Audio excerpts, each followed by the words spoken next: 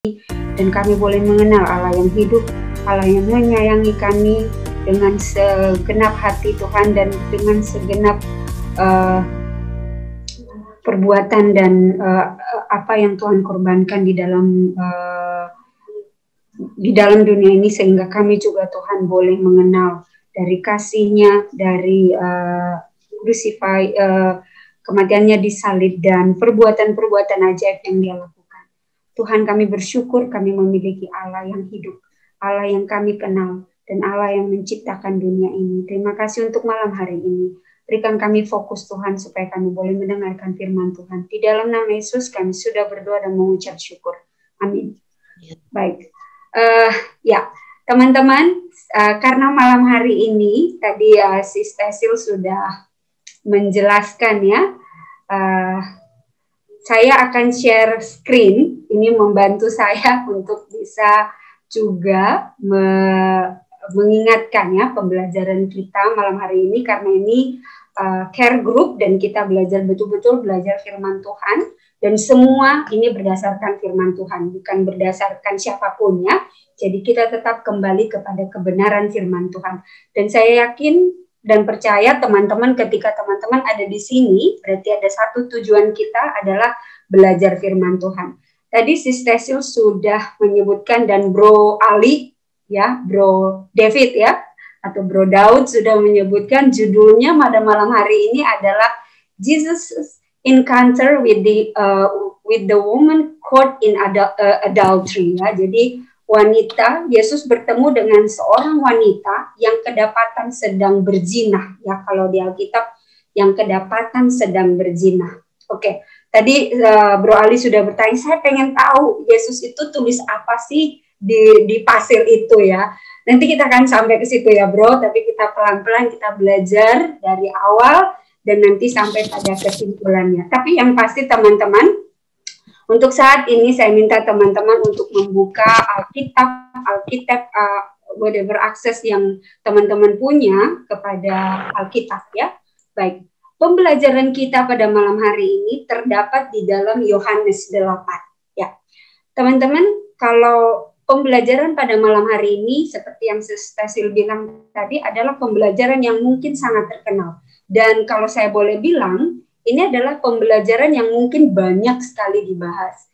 Tetapi pembelajaran ini unik karena hanya Yohanes dalam kitab Injil, hanya Yohanes yang membahas ini. Kalau kita lihat di paralelnya, di Injil yang lain kita tidak menemukan. Jadi hanya di Yohanes yang menuliskan dan menceritakan hal ini dengan sangat detail.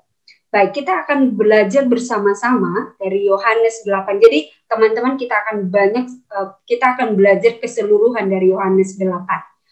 Baik, teman-teman, kalau saya sungguh encourage teman-teman, mendorong untuk membuka Alkitabnya ya. Jadi jangan, walaupun saya sediakan di sini, ini hanyalah supaya saya cepat gitu ya. Jadi kita punya waktu yang cukup terbatas, jadi supaya cepat dan teman-teman bisa mengikuti. Tapi boleh banget buka. Siapa tahu saya ada salah kutip atau salah copy paste ya. Baik, saya akan mulai. Kita akan mulai Yohanes 8, kita akan mulai dari ayat yang pertama sampai kedua dulu. Baik, ayat yang pertama dikatakan begini. Tetapi Yesus pergi ke Bukit Zaitun ya. Jadi kalau teman-teman buka di buku Yohanes, sebenarnya di ayat 7 itu bersambung ya. Jadi nyambungnya ke sini sebenarnya. Lalu mungkin ini kenapa tiba-tiba Yesus pergi ke Bukit Zaitun ya? Kalau teman-teman baca sebelumnya, sebenarnya Yesus pergi ke Bukit Zaitun ini dan dia di sini bukan ngapa-ngapain gitu ya. Tetapi satu hal yang dia lakukan, dia berdoa. Lalu setelah itu di ayat yang kedua kita akan melihat. Jadi teman-teman bisa membayangkan, ini dituliskan di ayat yang kedua, dikatakan ini. Pagi-pagi benar ia berada lagi di bait Allah. Jadi begitu turun dari Bukit Zaitun itu, dia turun ya. Jadi dia turun dari sana pagi-pagi benar. Jadi berarti kalau itu masih pagi-pagi, berarti Yesus pasti naiknya. Jadi ini Bukit Zaitun, kalau teman-teman boleh lihat di Alkitab ya, atau paralelnya. Kebetulan kita nggak punya waktu yang cukup banyak. Ini Bukit Zaitun ini cukup lumayan kalau mendaki ya. Artinya kalau di jalan kaki, dan pada waktu itu pastinya ada mobil atau jeep ya. Kalau kita pergi ke mana itu, ke yang di Surabaya, apa sih namanya, kita bisa naik jeep ya. Kalau itu, ini enggak. Jadi ini betul-betul jalan kaki. Berarti Yesus sudah melakukan perjalanan malam sebelumnya. Maka pagi-pagi dia turun dari Bukit Zaitun dan dia berada di Bait Allah gitu ya. Jadi teman-teman bisa membayangkan ketika Yesus turun dari Bukit Zaitun, lalu dia ke sinagog ya, ke Bait Allah, dan seluruh rakyat datang kepadanya dan ia duduk dan mengajar mereka. Jadi teman-teman, ini kayak kita bisa membayangkan ini dalam situasi Yesus mengajar dan di situ pasti banyak orang ya, karena dia mengajar, dan ini pastinya di depan Bait Suci ya. Jadi otomatis ini adalah tempat yang sangat sakral bagi orang-orang Yahudi gitu ya. Kebayang nggak teman-teman? Mungkin saya ada juga teman-teman yang mungkin tidak terbiasa dengan gereja ya. Tahu dari, ada juga teman-teman dari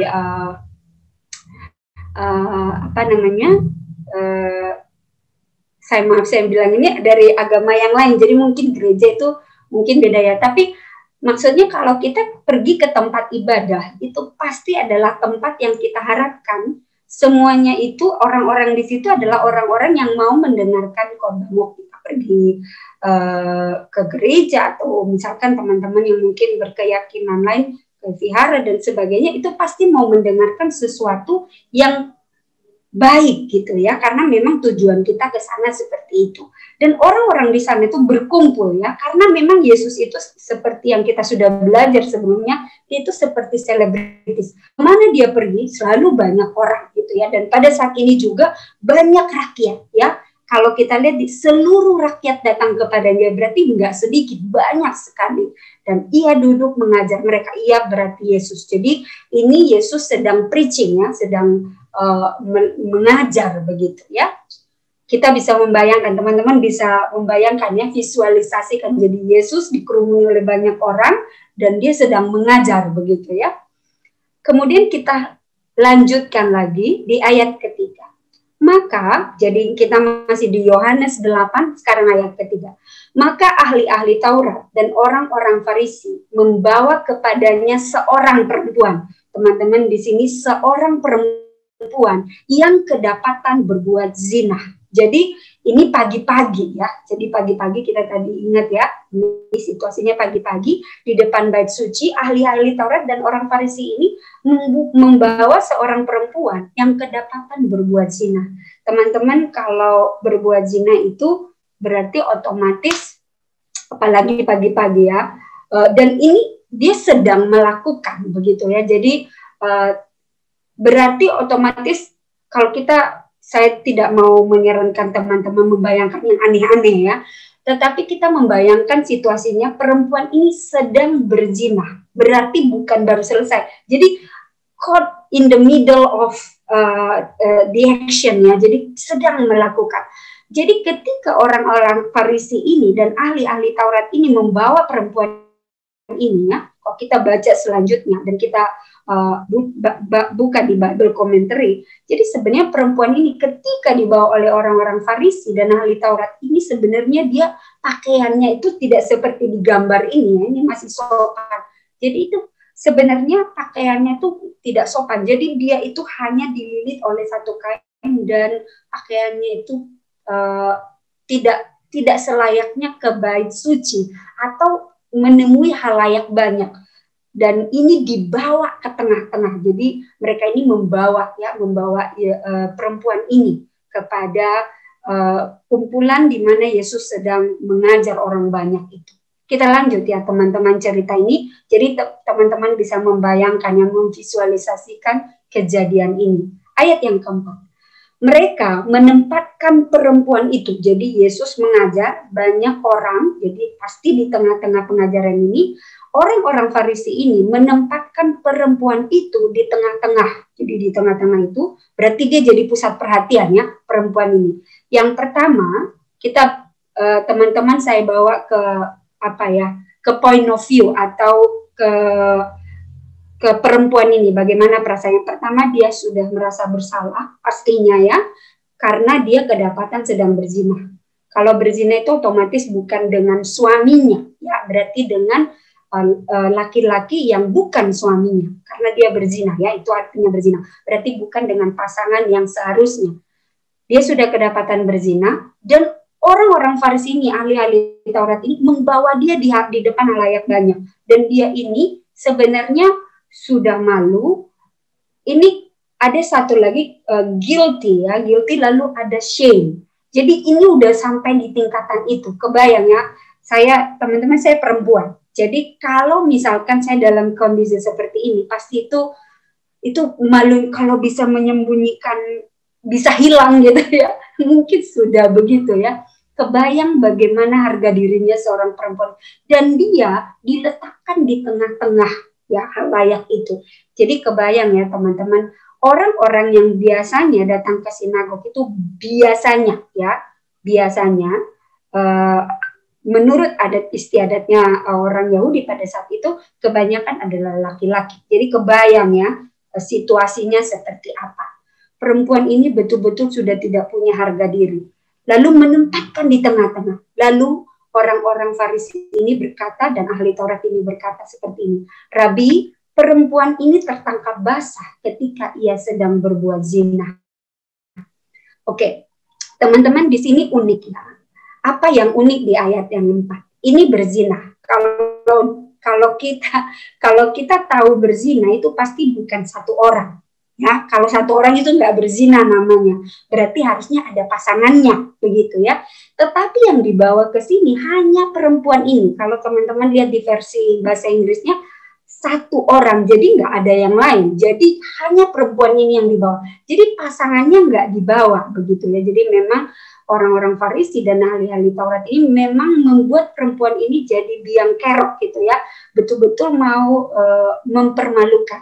Tetapi di lain itu mereka punya hal yang lain yang ingin mereka lakukan, yaitu adalah melakukan atau mencoba Yesus sebenarnya. Itu yang mau mereka lakukan. Kalau kita lihat teman-teman, ya kita sudah sampai di ayat yang 4. Ini kita lihat kejanggalan. Teman-teman ada boleh saya minta tolong, Sis Tesil mungkin atau Sis Dita, ada yang bisa membuka Imamat 20 ayat 10, boleh dibacakan? Imamat 20 ayat 10.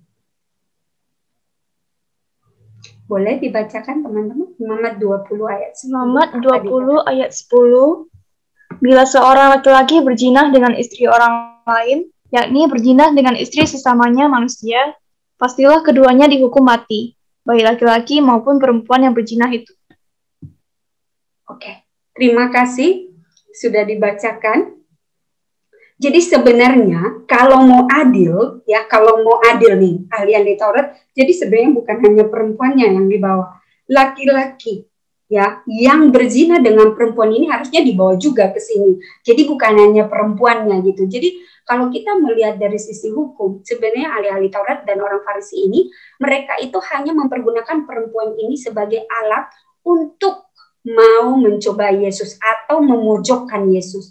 Jadi kalau memang mereka mau menghukum atau mau mengatakan kesalahan dari perempuan ini, harusnya bawa juga dengan pasangan berzinanya. Tapi yang dibawa cuma perempuannya. Dan ini perempuan dalam kondisi pakaian yang kurang baik, dibawa ke tengah-tengah orang yang Yesus sedang mengajar ya, mendengarkan firman Tuhan. Ini suasananya nggak enak banget pasti. Saya bisa membayangkan ya, teman-teman kebayang lagi ada kebaktian seperti ini, tiba-tiba ribut gitu ya, lalu dibawa ke tengah-tengah dan kondisinya kurang, pasti bukan inconvenience ya, pasti nggak menyenangkan, pasti orang-orang jadi nggak enak gitu ya, dan otomatis yang paling merasa tidak berharga itu adalah perempuan itu sendiri yang berzina itu. Baik, kita lanjutkan teman-teman di ayat yang kelima.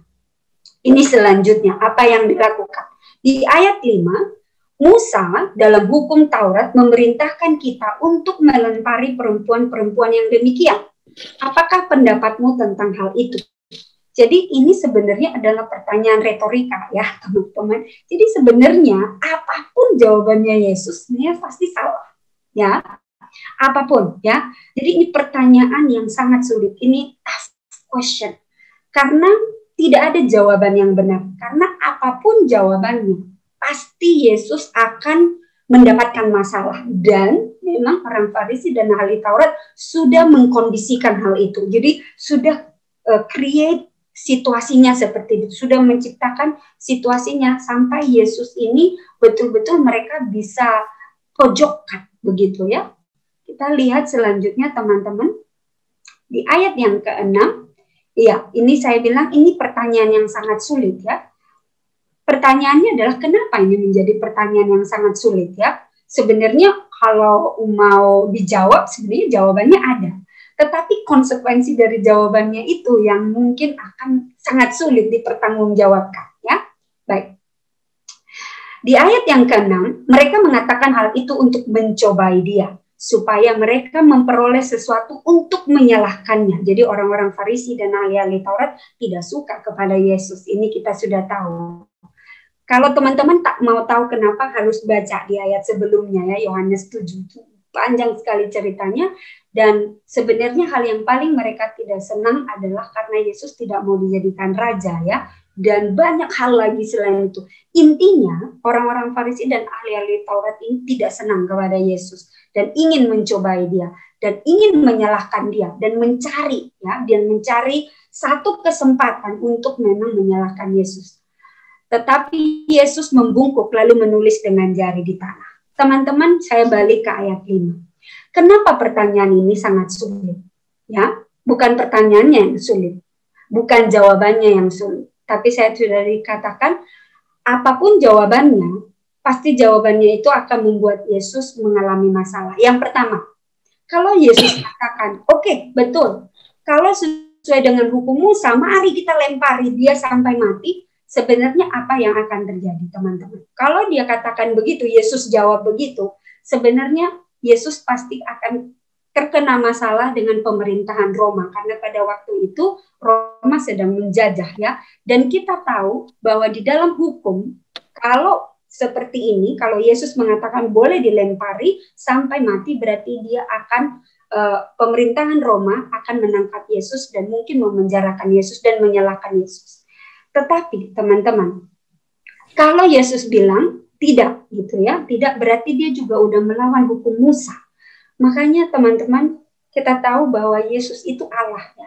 Dia tahu hatinya orang-orang Farisi dan ahli-ahli Taurat. Dan mereka tahu bahwa mereka orang-orang ini, ahli-ahli Taurat dan orang-orang Farisi, memang hatinya itu bukan untuk mencari keadilan atau membuat sesuatu yang baik, tapi memang mereka ingin mencoba Yesus. Lalu ini dilakukan. Pertanyaannya, apakah itu berhasil? Oke, kita lihat di ayat 6, tetapi Yesus membungkuk, lalu menulis dengan jarinya di tanah. Teman-teman, kata menulis, kalau kita lihat kejadiannya di dalam Alkitab, jarang sekali Yesus atau Allah Tritunggal itu menulis, ya. Tapi mari kita lihat beberapa ayat paralel di mana Allah menuliskan. Pasti sesuatu yang sangat penting ketika Allah menuliskan. Mari kita lihat. Kita lanjut ya, teman-teman, di ayat yang ke-7. Dan ketika mereka terus-menerus bertanya kepada Yesus, ia pun bangkit berdiri, lalu berkata kepada mereka, barang siapa di antara kamu tidak berdosa, hendaklah ia yang pertama melemparkan batu kepada perempuan itu. Ini perkataan Yesus ya. Jadi Yesus tidak menjawab pertanyaan mereka, karena pertanyaan mereka ini, pertanyaan orang-orang Farisi ini adalah leading untuk sesuatu yang tidak baik ya. Merugikan perempuan itu pasti, tetapi sebenarnya mereka ingin mencoba Yesus dan ingin membuat Yesus di posisi yang salah. Karena apapun jawaban Yesus, mau perempuan itu dihukum sampai mati atau dilempari sampai mati, ataupun mereka ikut dengan hukum Musa, dua-duanya pasti salah. Jadi kita melihat Yesus kalau kita bilang Yesus ini dalam hotspot ya, dalam tempat yang sangat susah gitu ya. Makanya Yesus menjawab seperti ini. Yesus ini hebat banget ya. Dia ini bisa menjawab sesuatu dengan pertanyaan lagi, dan pertanyaan ini betul-betul sesuatu yang benar-benar mengena hati orang Farisi dan ahli-ahli Taurat. Ya kalau kamu nggak berdosa, ayo siapa lempar duluan gitu ya. Yesus bilang seperti itu. Baik, tadi saya katakan menulis ya. Teman-teman, tadi dikatakan bahwa Yesus atau Allah Tritunggal di dalam kitab Kejadian sampai Wahyu itu jarang sekali menulis. Kalau Allah menulis itu pasti sesuatu yang sangat penting ya. Yohanes 8 ayat 8, lalu ia membungkuk pula dan menulis di tanah. Tadi Bro Ali bilang apa sih yang ditulis ya? Di Alkitab nggak dikasih tahu apa yang ditulis. Tapi kita mau belajar sesuatu. Mari kita buka teman-teman. Yesus menulis apa sih di pasir gitu ya? Itu pertanyaannya. Oke. Tapi kita lihat dulu. Kapan sih Allah menulis ya? Dengan jarinya sendiri. Ini kan Yesus menulis dengan jarinya. Teman-teman boleh buka dari Mazmur 8 ayat 4. Sis Helen boleh baca Mazmur 8 ayat 4, Sis Helen? Aku aja lah ya. Oh, boleh Bro. Silakan Bro. Mazmur pasal 8 ayat 4. Jika aku melihat langitmu, buatan jarimu, bulan dan bintang-bintang yang kau tempatkan itu. Oke, baik. Kita tahu bahwa Mazmur 8 ayat 4 itu ada kata jari Allah gitu ya. Jadi jari Allah itu digunakan untuk menciptakan. Jadi Allah itu menggunakan jarinya ya. Jarinya itu untuk sesuatu yang maha dahsyat ya. Jadi kalau kita lihat di Kejadian, memang Allah berfirman, ya kita tahu bahwa Allah berfirman dan jadilah ini. Tetapi satu hal di dalam ketika dia menciptakan itu, satu yang dia buat dengan jarinya sendiri atau dia lakukan dengan tangan adalah ketika dia menciptakan manusia. Allah akan menggunakan jarinya sendiri atau tangannya sendiri untuk sesuatu yang sangat penting. Nah, jadi kita tahu itu. Kalau kita lihat di Keluaran 31 ayat 18, ketika Allah, teman-teman boleh buka di Keluaran 31 ayat 18, ini berbicara tentang ketika Allah ya, ini Musa memimpin orang Israel keluar dari Mesir dan Allah memberikannya 10 loh batu atau 10 perintah hukum Tuhan dan ditulis dengan jari Allah sendiri. Kita tahu. Jadi ini sangat penting ya, berarti ketika Allah menuliskan sesuatu itu pasti dengan sesuatu yang sangat penting. Mari kita lihat di Lukas 11 ayat 20. Boleh saya minta tolong satu orang Lukas 11 ayat 20, siapa aja yang udah dapat boleh bacakan ya. Lukas 11 ayat 20. Tetapi jika aku mengusir setan dengan kuasa Allah, maka sesungguhnya kerajaan Allah sudah datang kepadamu. Itu ya. Oke, baik. Jadi kalau kita lihat di Lukas 11 ayat 20, ini juga kita melihat bahwa Allah itu ya, Allah itu dia itu mengusir ya. Jadi kita lihat di sini di Mazmur 8 ayat 4, Keluaran 31 ayat 18, Lukas 11 ayat 20, jari Allah atau tangan Allah, segala sesuatu yang betul-betul berhubungan dengan jari Allah itu adalah sesuatu yang sangat penting. Dan biasanya kalau teman-teman menulis ya, teman-teman menulis, saya nggak tahu kalau teman-teman kidal atau kiri atau kanan yang menulisnya. Biasanya kalau kita menulis itu ya, biasanya kita akan pegang penanya itu dengan menggunakan jari telunjuk ya, jari telunjuk kita. Biasanya kita akan menulisnya begini. Ada juga sih yang beda-beda, tapi hampir semua kita menulis itu banyak menggunakan begini ya. Dan pada saat ini, kalau teman-teman menulis di pasir susah kalau pakai jempol, itu susah. Apalagi pakai jari ini juga susah, dan yang lain pastinya pakai jari telunjuk. Lalu sebenarnya apa sih yang Yesus tuliskannya? Kenapa dia tuliskan? Kenapa perlu dia tuliskan? Kenapa dia nggak bilang aja gitu ya? Kenapa dia nggak bilang aja apa yang dia tuliskan? Kenapa harus dituliskan gitu? Pasti sesuatu yang sangat penting. Kita tadi udah belajar dari Mazmur 8 ayat 4 dan seterusnya sampai Lukas 11 ayat 20. Segala sesuatu yang dituliskan oleh jari Allah itu adalah sesuatu yang sangat penting. Berarti di dalam Yohanes 8 ayat 8 ini, ketika Yesus menuliskan di pasir itu adalah sesuatu yang sangat penting. Tetapi pertanyaannya apa yang dituliskannya? Apakah di Alkitab dijelaskan apa yang dituliskan gitu ya? Tetapi teman-teman perlu ingat tadi ya, ini tadi pertanyaannya. Oke. Ini pertanyaannya di ayat yang ke-7 ya. Dan ketika mereka terus-menerus bertanya kepadanya, ia pun bangkit berdiri lalu berkata kepada mereka, barang siapa di antara kamu tidak berdosa, hendaklah ia yang pertama melemparkan batu kepada perempuan ini. Ini pertanyaan yang sangat berat, teman-teman. Karena semua orang yang ada pada saat itu, kecuali Yesus, semua berdosa. Makanya nggak ada yang berani melempar. Ya. Lalu kenapa Yesus dalam diam, dia menulis apa di pasir itu? Ya. Teman-teman, sampai sekarang pun kalau kita baca di Yohanes 8 itu tidak jelas ya, Alkitab tidak menjelaskan apa yang dituliskan oleh Yesus. Tapi mari kita lihat lagi. Kita akan lihat dan kita pasti pada sampai kesimpulan apa sih sebenarnya yang Yesus tulis gitu ya di atas pasir tersebut. Tapi kita tahu tadi di ayat 8 apa yang ditulis oleh Yesus pasti sesuatu yang sangat penting. Ya. Itu udah pasti. Kita udah lihat tadi. Di ayat yang 9. Tetapi setelah mereka mendengarkan perkataan itu, pergilah mereka seorang demi seorang, mulai dari yang tertua.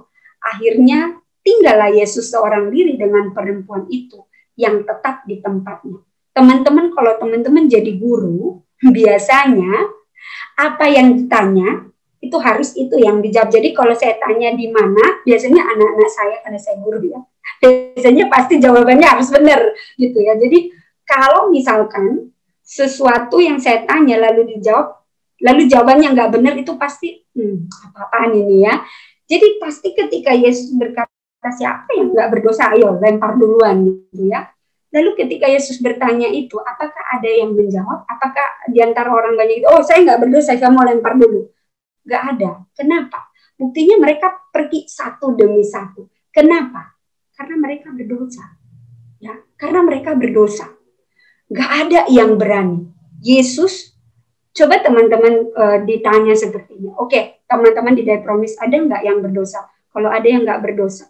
Kenapa kita tahu kita berdosa? Karena memang kita tahu Tuhan itu memberikan kita hati nurani. Jadi ketika Yesus mengatakan ini dengan penuh kuasa, dan dia dikuasai oleh Roh Kudus, dia punya kuasa. Ketika dia bertanya itu, orang-orang di situ langsung menghitung dosa apa aja yang dia buat. Dia tahu, oh dosanya apa gitu ya. Di ayat 9 ini, kita tahu the end of this situasi ini, yang chaos ini, tidak ada seorang pun yang tinggal. Mereka pergi satu demi satu. Karena memang mereka menyadari bahwa mereka berdosa. Ya. Tidak ada yang stay di situ karena mereka memang semua berdosa. Orang-orang yang ada di situ. Kita lihat yang ayat 10. Lalu Yesus bangkit berdiri dan berkata kepadanya perempuan itu, hai perempuan, di manakah mereka? Tidak adakah seorang yang menghukum engkau? Ya, teman-teman kalau dilihat di sini, berarti sisa perempuan ini dengan Yesus. Dan ketika Yesus melihat semua pergi, dia bertanya kepada perempuan ini. Pertanyaannya kenapa Yesus harus bertanya ya? Kan dia juga bisa lihat ya, kenapa dia harus bertanya? Tidakkah seorang menghukum engkau gitu ya? Berarti sebenarnya Yesus ini mau memberikan kekuatan kepada seorang perempuan ini. Teman-teman gini. Kalau kita bersaudara, biasanya kita sering melakukan kejahatan di rumah, kenakalan gitu ya. Saya ingat satu waktu mama saya punya termos. Saya dulu di Sumatera itu kita punya termos. Jadi belum kayak zaman sekarang adanya dispenser ya. Jadi termos gini cuman kayak seperti ini. Lalu saya dengan adik saya bikin susu. Entah kenapa kita itu tiba-tiba jatuhkan itu termosnya dan pecah gitu ya. Itu mahal zaman dulu tahun 90-an itu mahal ya. I don't know how much, berapa mereka beli. Lalu mama saya biasanya, siapa yang memecahkan ini gitu ya. Biasanya kita diam menunduk gitu ya. Saya membayangkan perempuan itu seperti itu ya. Ini saya mau menggambarkan aja, memvisualisasikan kepada teman-teman. Biasanya ya, karena saya anak paling pertama, biasanya saya harus bertanggung jawab. Biasanya saya yang ditanya oleh mama saya, kamu kamu kakak paling besar, siapa yang menjatuhkan ini? Biasanya sih saya tahu bukan saya yang menjatuhin, itu adik saya paling bungsu, tetapi pasti saya yang kena marah. Kamu kakak yang paling tertua, kok nggak jaga adiknya, bla bla bla. Biasanya kita yang disalah. Dan biasanya kalau kita udah disalahin itu kan kita pasti sikut-sikutannya. Saya bersaudara 4. Teman-teman, ketika kita misalkan ya, biasanya adik-adik saya yang 3 itu udah pergi. Biasanya mama saya bilang, oke, sekarang kamu pungutin tuh semua sampah-sampahnya dan buang gitu ya. Mana adik-adikmu? Biasanya gitu. Mereka udah pergi. Biasanya saya bilang gitu. Ini mereka. Sebenarnya kalau ditanya apakah mama saya tahu bahwa saya yang adik saya yang paling kecil yang memecahkan, ya dia tahu. Ya, dia tahu. Tetapi kenapa dia bertanya begitu kepada saya ya? Sebenarnya setelah itu, iya, mama tahu bukan kamu yang mecahin, tapi harusnya kamu kakak yang paling besar, kamu yang begini-begini gitu ya. Biasa kamu yang harusnya kasih tahu sama adik-adikmu tidak melakukan A, B, C, dan D gitu. Itu seperti meneguhkan gitu ya bagi saya, karena saya pada waktu itu ada keberadaan itu. Saya bisa melihat Yesus pun melakukan hal yang sama kepada perempuan ini. Ketika Yesus bertanya, hai perempuan, di manakah mereka? Ya, Yesus itu mau menyatakan bahwa bukan hanya kamu yang berdosa, orang-orang itu pun berdosa. Ya, jadi kamu jangan. Jadi ini perempuan ini sudah feeling guilty, shame ya, dia sudah berasa bersalah dan dia berasa itu dirinya tuh kecil banget karena dia melakukan dosa dan orang lain melihat itu dan semua mata menuju ke dia.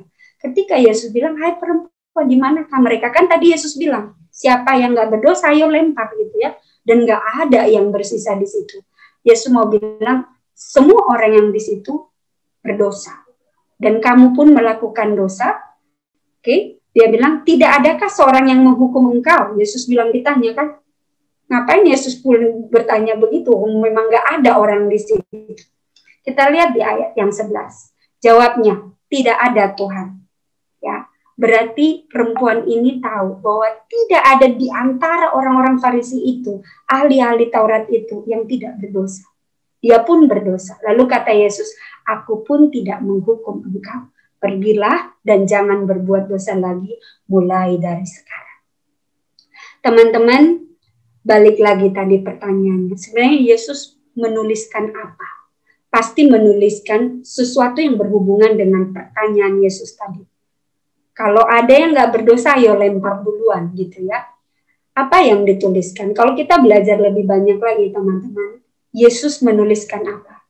Dalam diamnya, Yesus menuliskan dosa setiap orang yang ada di situ, yang menuduh perempuan itu, menuliskan di pasir itu, ya, apa dosanya mereka.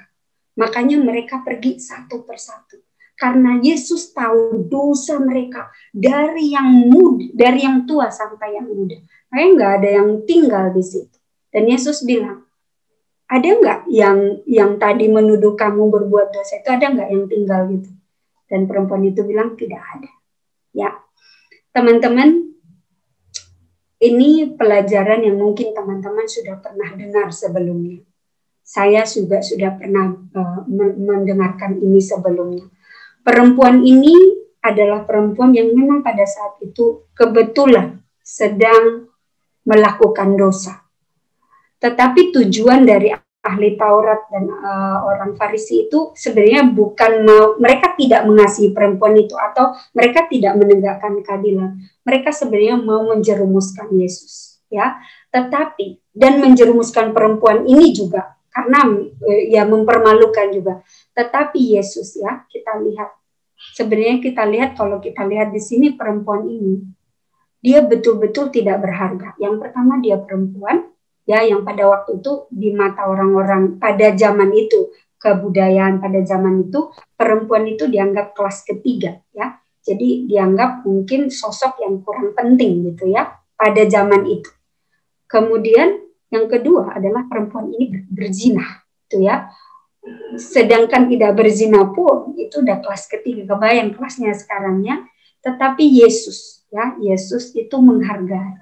Walaupun kamu berdosa, ya, walaupun kamu berdosa, aku tetap mengasihimu. Pergilah dan jangan berbuat dosa lagi. Jadi teman-teman, saya akan mengambil beberapa kesimpulan. Oke. Teman-teman, kalau saya tanya sekarang ada 24 kita di Zoom meeting ini. Adakah di antara teman-teman yang tidak berdosa?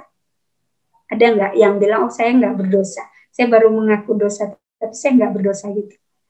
Tiap menit teman-teman kita berdosa. Bahkan kita melihat bangun tidurnya kita bisa berdosa ya. Melihat pergi ke gereja atau ke tempat ibadah pun kita bisa berdosa. Kenapa? Mungkin kita melihat sesuatu yang nggak sesuai dengan hati kita. Perempuan ini adalah perempuan yang berdosa.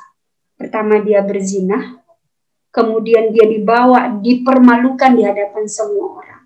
Tetapi Yesus ya, caught her ya, menangkap dia, mengasihi dia. Dia bilang, ya, nggak ada yang menghakimi kau, maka saya pun tidak. Gitu ya, pergilah dan jangan berbuat dosa lagi. Teman-teman, pernah nggak teman-teman berbuat kesalahan yang sedemikian rupa sampai teman-teman malu menyebut teman-teman itu saya Kristen, malu? Mungkin kita masing-masing punya ya. Mungkin kalau kita melihat hidup kita, pasti kita pernah ada dalam posisi di mana kita bilang kita malu menyebut diri kita Kristen karena kita tahu kita punya banyak sekali dosa yang mungkin orang lain nggak tahu. Ya, kita malu bahkan. Dan ketika kita tahu kita punya dosa yang sangat banyak, kita malu datang kepada Tuhan. Kita malu, ya. Kita bersembunyi gitu ya. Kita bersembunyi di balik keangkuhan kita sebagai orang yang berdosa, ya. Dan kita nggak mau bilang Tuhan ampuni dosa saya. Kita nggak mau. Kita tidak mau forgive ourselves. Ya, jadi orang berdosa itu kan harus tahu kalau dia berdosa dan meminta ampun. Pernah nggak teman-teman? Tuhan Yesus bilang, ya, semua orang berdosa, ya. Tapi saya ini menebus, gitu ya, menebus dosa. Dan jangan berbuat dosa lagi ya. Gampang, tapi susah untuk dilakukannya, teman-teman. Perempuan yang berbuat zina ini bertemu Tuhan Yesus, dan Tuhan Yesus mengampuni dosanya, memberikan jalan keluar dari segala masalahnya. Ketika dia feeling guilty, feeling shame dengan dirinya sendiri, dan Tuhan bilang, ya enggak, saya pun tidak menghukum engkau. Ya. Tuhan Yesus bilang begitu. Karena Yesus mengasihi dia ya. Atau mungkin kita enggak seperti perempuan ini. Mungkin kita seperti orang Farisi ini. Teman-teman pernah enggak? Teman-teman itu punya, pergi kemana itu merasa bahwa dirinya paling benar. Atau mungkin teman-teman melihat, itu orangnya suka berbuat begini, dia itu begini, jadi menghakimi orang gitu ya, pongah atas diri sendiri gitu. Pernah nggak teman-teman? Mungkin ya, mungkin saya juga seperti itu. Saya paling banyak mungkin ya, ketemu banyak, kok dia begitu ya, kok dia begitu ya, membanggakan diri sendiri. Kita seperti orang Farisi itu, kita judge orang lain, menghakimi orang lain atas dosa-dosanya mereka.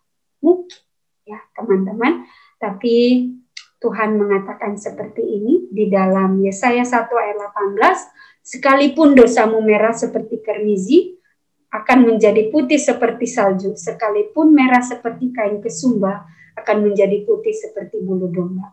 Teman-teman, Yesus bertemu perempuan yang berbuat zina itu bukan kebetulan.